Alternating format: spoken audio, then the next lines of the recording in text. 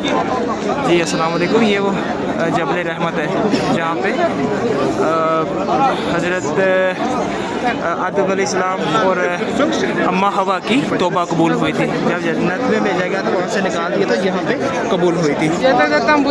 ये वो जगह है अरफात जहाँ पे हाजी इकराम 9 ज़ील-हिज को यहाँ पे आते हैं और यहाँ पे इकट्ठे होते हैं। जब तक यहाँ पे इकट्ठे ना हो तब तक किसी का भी बात नहीं होता। ठीक है, तो ये वो जगह है।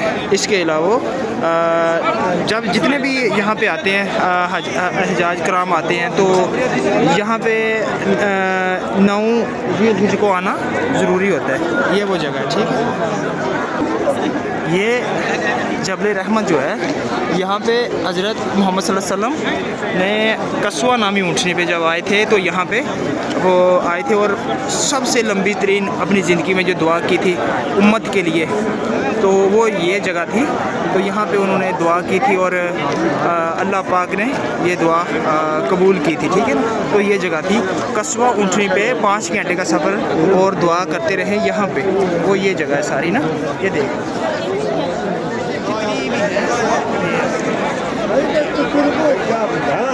जहाँ पे नबी पाक सल्लम ने उम्मत के लिए दुआ की।